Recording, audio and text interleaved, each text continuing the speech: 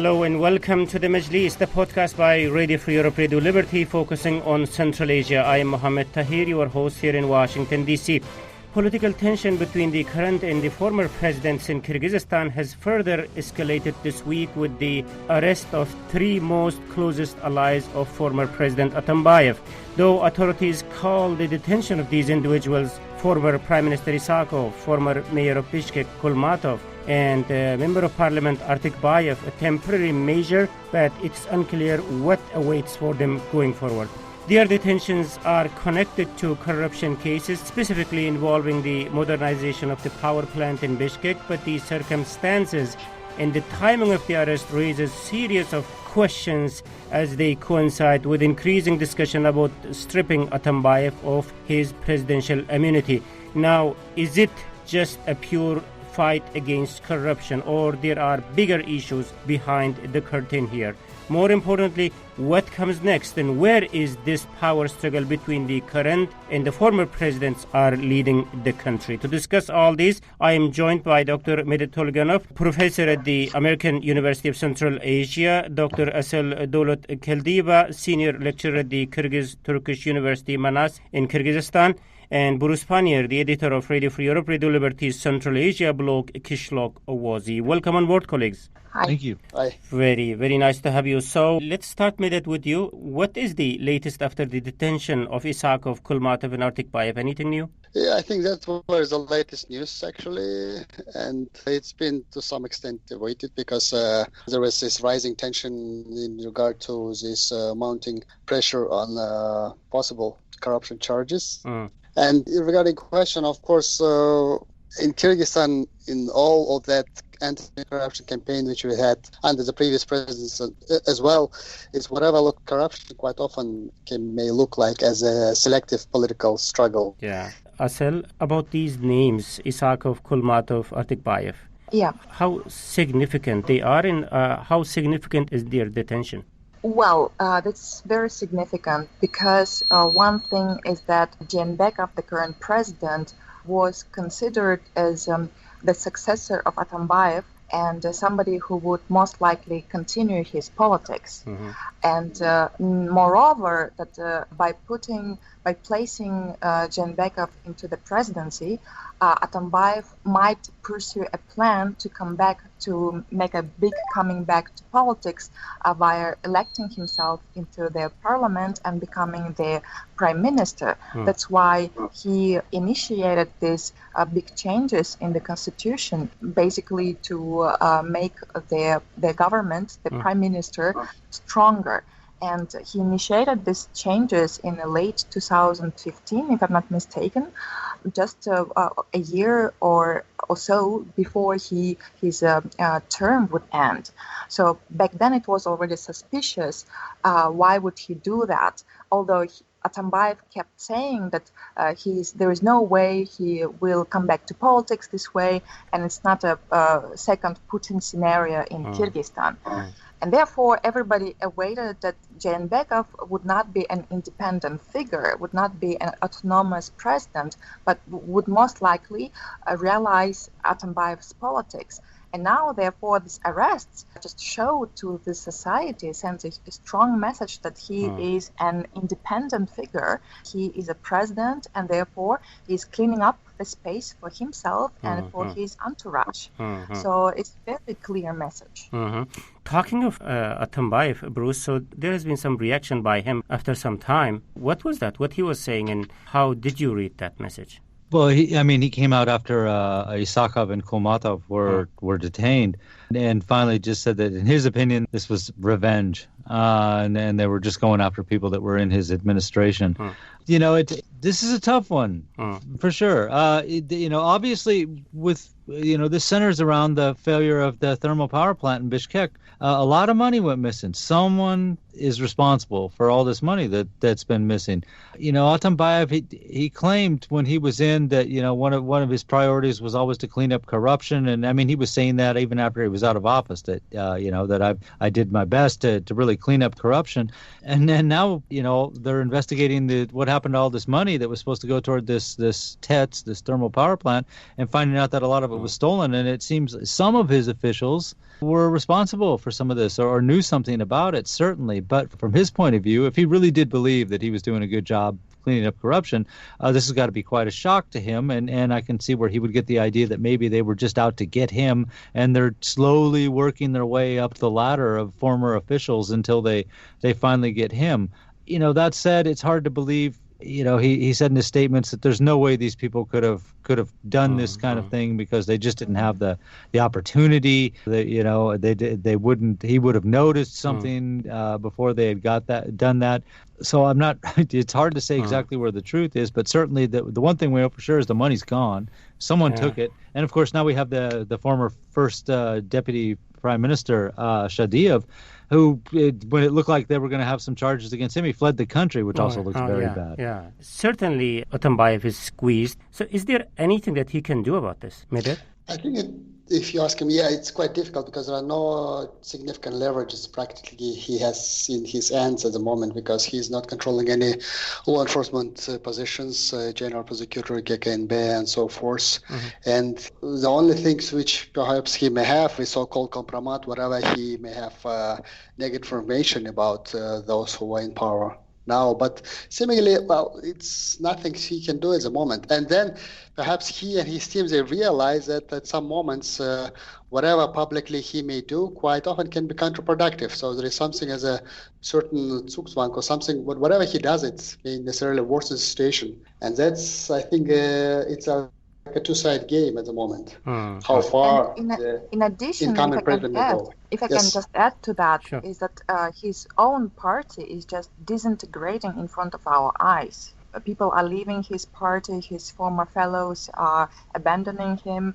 Basically, the party is fading, and as the party that was his last leverage is also losing the power, I would say, in the parliament. And his former fellows would probably now try to join the current president's team.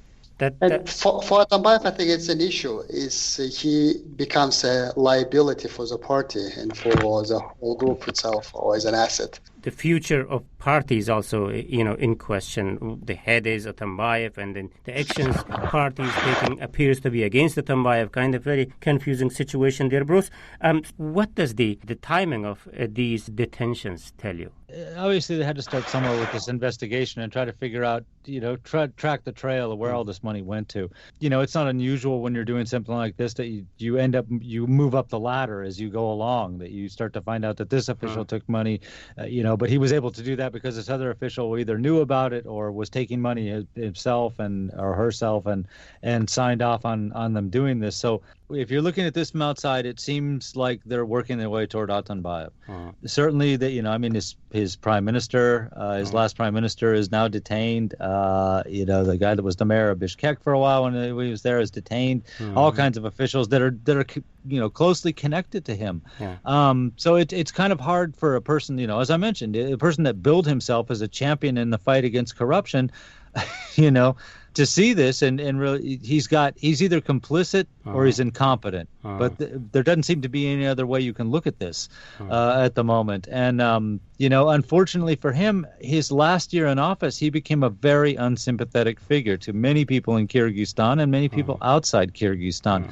His best chance would have been to say, I simply wasn't aware and I couldn't have been. But I think there's so much bad feeling that he engendered against himself by putting people like Almazbek Atambaev in prison, or at least not doing anything to prevent that, and his feud with the media. And of course, we know that very well from Radio Free Europe, Radio Liberty, that he made a lot of enemies, and it's easy to believe that he's complicit.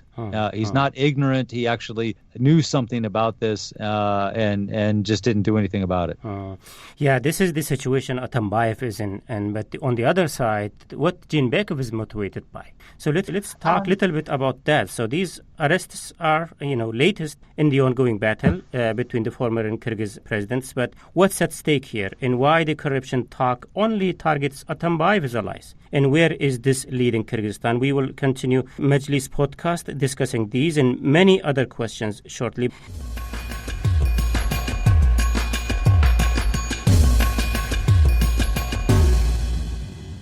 first, let me recap the debate today.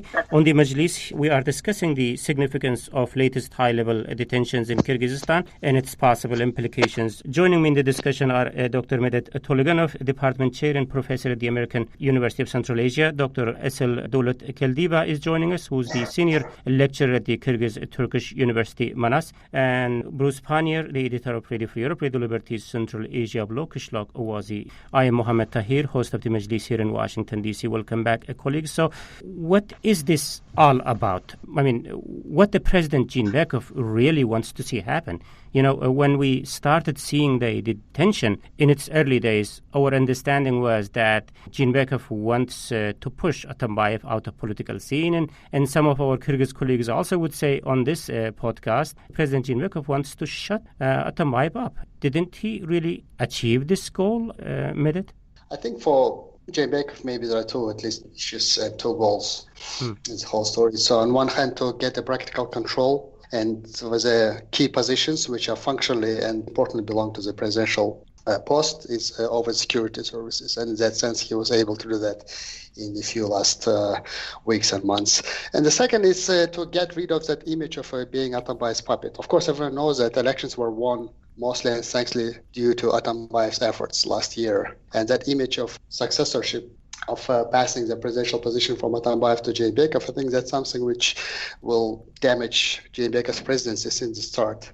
And he realized that. And that's the whole events which we're having unfolding nowadays. It seems to be playing in hands for Jeenbekov in order to get rid of that image, because as soon as Atambaev will be gone, well, not completely, but at least there is no positive image of Atambaev in the politics in Kyrgyzstan in any possible ways, and it makes hands for Jeenbekov free. Yeah, these points are well taken, Medet, but President Jeenbekov is embarking all these crackdown under the name of fight against corruption. Legitimate sounding argument, but when you look at the names that he's targeting, it raises kind of question why he isn't moving beyond power plant in his fight against corruption. Why Atambaev allies are the only target here? Well, because it helps to redistribute positions from those who are having close linkage and loyalty to Atambaev, and at least to neutralize them. It's quite difficult to say what's the loyalty base of Jeenbekov at the moment, because that's, I think, something which is still being shaped. But at least he's trying to deprive Atambaev that loyalty base which he had enjoyed at the moment so far. And how far it would go in the future, of course, it's a question, because at some moment, of course, questions will come up again. What's issues with the fight against corruption? Of course, this heating power plant was a major sticking point, and whoever was concerned around this issue, and first of all, those who are linked to Atambaev were targeted. But of course, the questions will come, and they're already coming. What is the real plan of incumbent president in terms of what he's trying to do with corruption? What's about various other people who are connected to corruption? And there is so-called Raim Zemilion guy, who used to be one of the key officials in the customs services, and seemingly and allegedly has close connection to the incoming president and so forth. These questions are coming. Seemingly for Jeenbekov at the moment, there are some pragmatical moments or aims trying to get as much as possible around this issue of heating plant, and whoever is engaged in corruption with that issue. Asel, you wanted to say something on this. So is this all about only corruption, Asel, or there is something more behind it? Yeah, I would like to think a little beyond that case and bring maybe a little bit of historical perspective, although we know that politics in Kyrgyzstan is rather short-termed. But I think we should not forget that basically their parliamentary elections are scheduled for 2020, right? In 1.5 years. And as Medet rightly pointed out, that we don't know what is actually Jeenbekov's electorate. Because there was, back into the presidential elections, there was a conflation between the Atambaev's electorate and Jeenbekov's electorate. So we don't know who was really electing Jeenbekov, what is his loyalty base, what are his legitimacy in the regions. So I think it's also a little bit in the preparation for that important period where he would need to build a strong coalition in the parliament by basically building up his own party. And for that, he needs to prepare for the elections. And that's one thing. And then there is also, I think, an important economic perspective, because currently we see the booming of Chinese projects in Kyrgyzstan. Suddenly, all these roads are constructed. There is investment into different spheres of economy. And I think for Jeenbekov, it would be also crucial to capitalize on this current infiltration of Chinese money flows into the economy. And for that, he indeed would need to control the positions and control how the government is effectively realizing these projects, because this would help him to win the parliamentary elections and maybe this second term, or it's prohibited in the constitution. So I think these perspectives are also playing out a little bit currently in his attempt to basically bring his own elite into the power. And in that sense, I think it's quite remarkable that he succeeded to bring these changes in a peaceful way, without any third revolution. Because we know that March Revolution and the April Revolution was also partly about changing the elites, right? And he managed this time to bring this change without staging any process, without organizing anything of that sort. So it's a kind of, let's say, peaceful, not necessarily positive, change of leads. I'm kind of still obsessed with this corruption discussion in Kyrgyzstan, because this is the main topic that, at least in public, Jeenbekov is driven by when he's taking actions against the former top officials, allies of the Atambaev. Asal, just to continue with you, talking about this power plant, as it is at the center of this corruption discussion. So when this was taking place, all these scandals were happening in that power plant, Jeenbekov himself was head of the government. So how he explains the fact that they are touching everyone, but the scandal is not reaching to him? Well, I think his office is not yet pronounced itself fully on these issues. And that's also the difficulty of the Kyrgyz system. If you want, the reasons are quite structural. There is such a frequent change of prime ministers and all other state officials that basically it's very difficult to trace down and to bring to justice all their guilty people. That would make quite a long list. But yes, it's a valid question, and that's why some of the deputies at the parliament were raising this question, including those who were arrested, that if they are arrested, that Jeenbekov should also actually be brought to justice, because he also participated. Interesting question. Bruce, what's your take on this? And also, this detentions and the discussions on this power plant corruption things kind of coincides with the other discussion, which is about stripping Atambaev of his presidential immunity. Any connection do you see here? Or is it just a coincidence? Well, I would say there's definitely a connection. The first thing to remember is that a popular campaign promise or promise from any official in Kyrgyzstan is going to be to root out corruption. It was huge in the last parliamentary elections. That was one of the big things. I mean, Alessandro and Esil and Medit will certainly remember Parasiz, everywhere around town. So it was it's something that appeals to the whole population. So it's always going to be a winner if you say, I'm going to go out and I'm going to fight corruption. So that's certainly one thing. Now, Atambaev, there's always suspicions about what was going on there. Let's face it, Tekibayev raised questions about what the cargo was on that plane, the unfortunate tragedy when it crashed outside Bishkek, where Atambaev had made his money from. And we know that Tekibayev ended up being put on trial and is still in jail, actually, at the moment. So even when Atambaev was in, there were questions about what was going on in his administration and with him personally. So, it's probably a fair bet to say that someone has an interest in this thing leading up to him. Now, we were just talking, you just asked the question, why isn't Jeenbekov involved in this? Well, his office, his spokesperson did kind of respond to this a couple months ago by saying when the contracts were signed, he wasn't there. He was still down in the south. And they kind of, And then, all of a sudden, Timur Sariyev's name came up, and Jomart Otarbayev's name came up because they were prime ministers, and maybe they had something to do with it. And I think this is one of the things that kind of leads people to believe that maybe this is revenge, is because when the contract was signed and all this stuff was happening, then why hasn't Timur Sariyev and Jomart Otarbayev and others, why aren't they like in the spotlight? Why isn't the heat on them at the moment too? Because they were also in office, and they actually came in at a time when they would have had much more opportunity to try to take away money or know that it was being taken away. Jayinbekov came in late a little bit on this, and so he that's his out, is he can say, look, when all the stuff was signed and they started work on this, I wasn't in this office. But certainly, the way it's shaping up, you got to think that Atambaev is somebody's target in this investigation. Again, if Atambaev had quietly left the political scene after his term in office was over, then you're always going to wonder, would this be happening at all? Is it really? The way I look into this, Bruce, is a little bit different. Look at this from this perspective. Like, if he was not in charge of the country when power plant situation took place, then there were a couple of people whose prison terms have been reduced recently, who were detained during the previous administration, and when I believe Jayinbekov was head of the government. The decisions that President Jayinbekov is taking appears to be in contrary to or nullifying in nature of the decision taken when he was in the government. He was head of the government. What does this tell you? Well, I mean, as far as some of these people being in jail, he could easily make the argument that judiciary is independent. I don't personally buy that, but these people had their day in court and they were put in jail.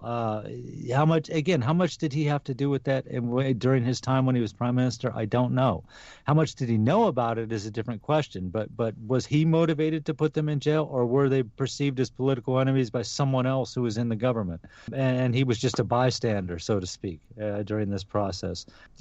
It might be early. I don't know. There's suspicions. I know I've talked with our Kyrgyz service that a lot of these people that are in jail probably be amnestied pretty soon. I don't know what they're waiting for, but they reduced the sentence of Bektur Asanov and people like that that were all messed up. And that was kind of a strange case to begin with. And Tekibayev probably get out, one of these days. It would be, I don't know, it would be more consistent if he would let them all out. But for whatever reason, I guess it's not the time to do that. But I don't see that he's really, worst of the decisions made under the Atambaev administration are at best thinly connected to Jayinbekov.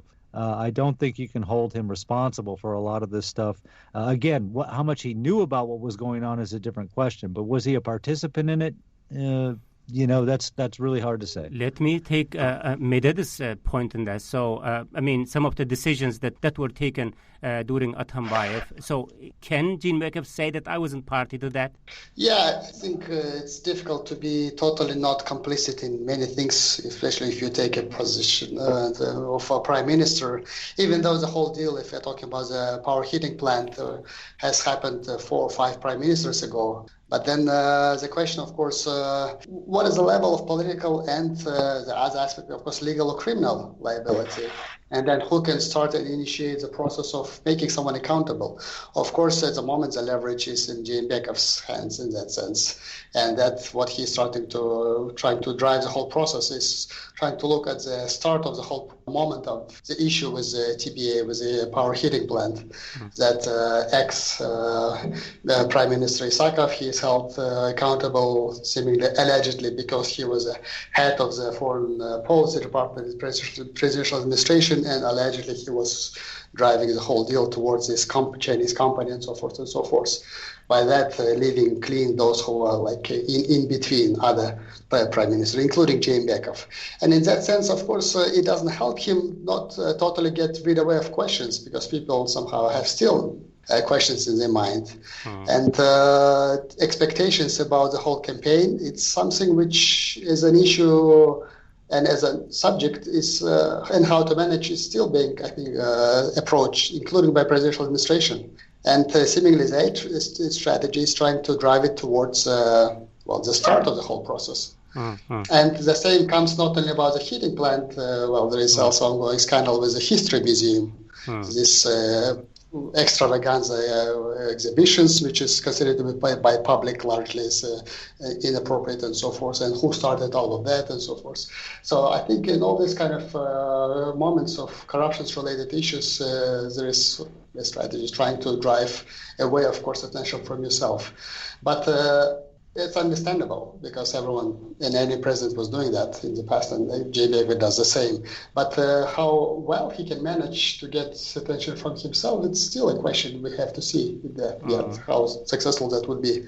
You know, you kind of raised a very interesting question that every other president was doing the same thing in the past, and so he's doing the same thing. Whether this is really becoming a culture in Kyrgyzstan to persecute all the former presidents and prime ministers, a very interesting question. We will get to this, but before that, Asel, what's happening at the moment? It kind of tells me one thing, that the Jeenbekov's frustration against Atambaev seems to be way deeper than power plant scandal or some other smaller corruption issues there. It sounds to me that he wants to settle a score here. He might have done it regardless whether Atambaev retires from politics or not.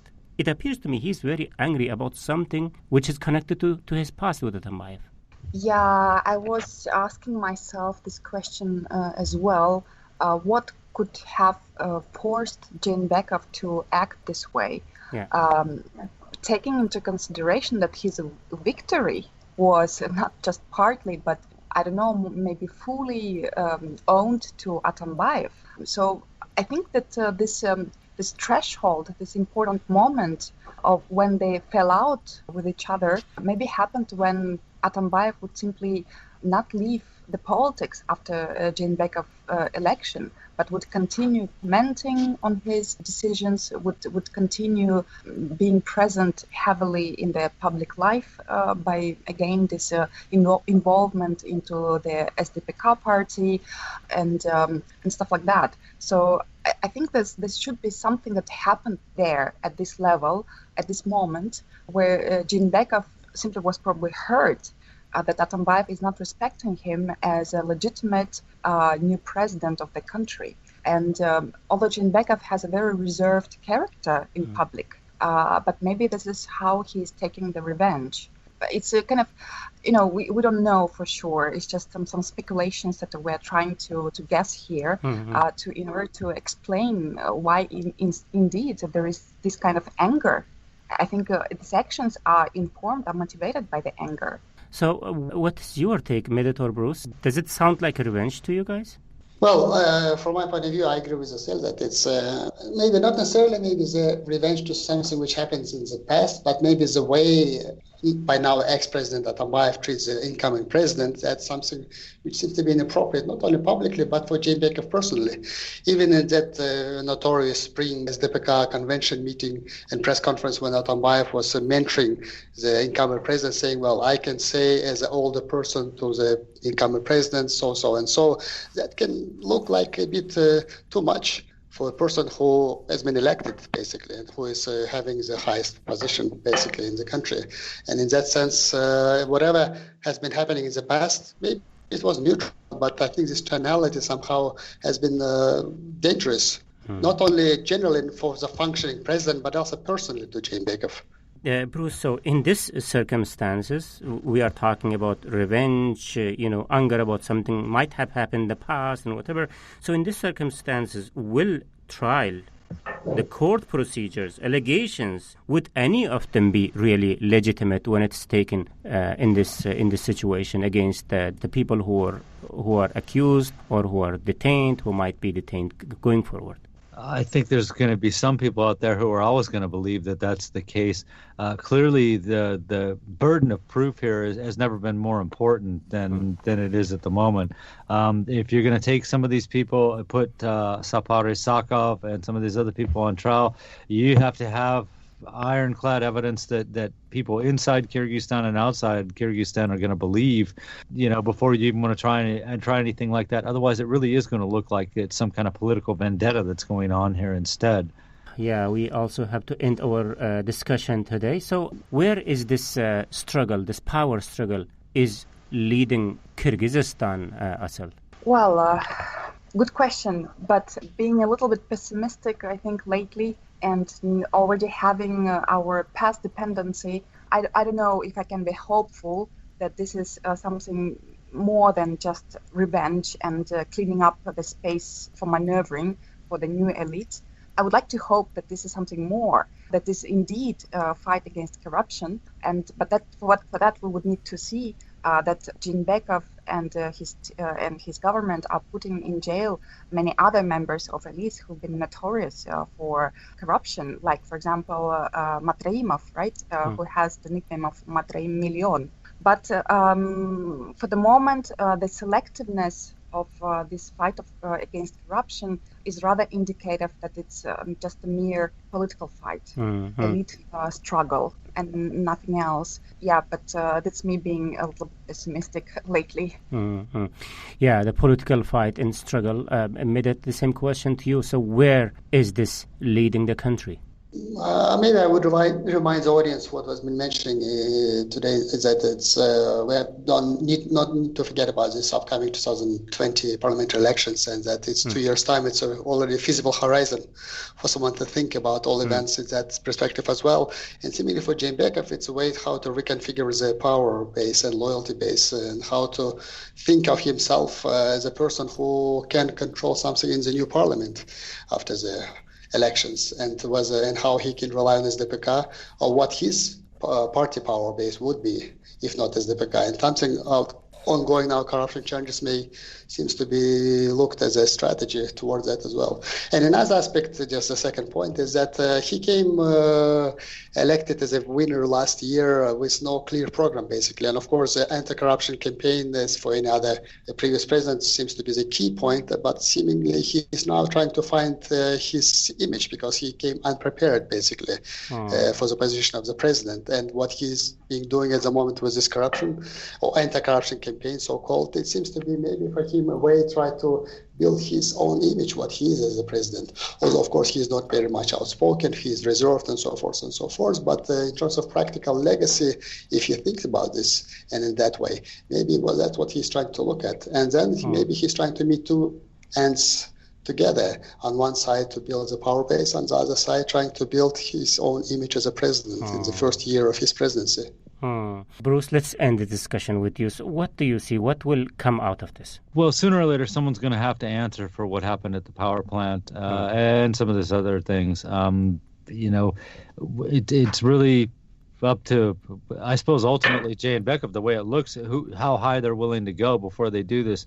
In his favor, he's still got a lot of cards he can play if he's worried about his own popularity. I mentioned earlier that he could amnesty some of these officials who were thrown in jail when Atambaev was in. He's already eased off on the media. There was all those fines, exorbitant fines that were leveled against some of these media outlets and journalists and by them, independently. And so he's already done that. And he can also do something to repair relations with Kazakhstan. I have a feeling the Kazakh government is watching very, very closely what's going on here. They're probably not unhappy with what's going on either, given some of Atambaev's comments last October and November. But, so this is something else. He can mend ties with Kazakhstan and all of a sudden convince Kazakhstan to give them that $100 million they were planning on giving him until Atambaev started going off against individual Kazakh officials and the Kazakh government in general. I agree with Medit that we don't really know what his policies are at the moment. But again, as I said earlier, battling corruption is something that's always going to appeal to the people of Kyrgyzstan. And for what it's worth, he really does seem to be doing a fairly good job of it. And I really appreciated the fact that he said, no one's above the law, and that includes my family and my friends, and which hasn't been the case in the past in Kyrgyzstan. Okay, thank you very much, Bruce Pannier, the editor of Radio Free Europe, Radio Liberty, Central Asia blog, Qishloq Owazi. Big thanks goes to our guests from Bishkek, Dr. Medit Tolganov, Department Chair and Professor at the American University of Central Asia, Dr. Esel Dowlat Keldiva, Senior Lecturer at the Kyrgyz Turkish University, Manas. Thank you very much for your time and thoughts today. Thanks. Thank you. Thank you. Thank you. And this is it from me, Mohammed Tahir, host of the Majlis Radio Free Europe, Radio Liberty, Central Asia podcast. Until next week, bye-bye.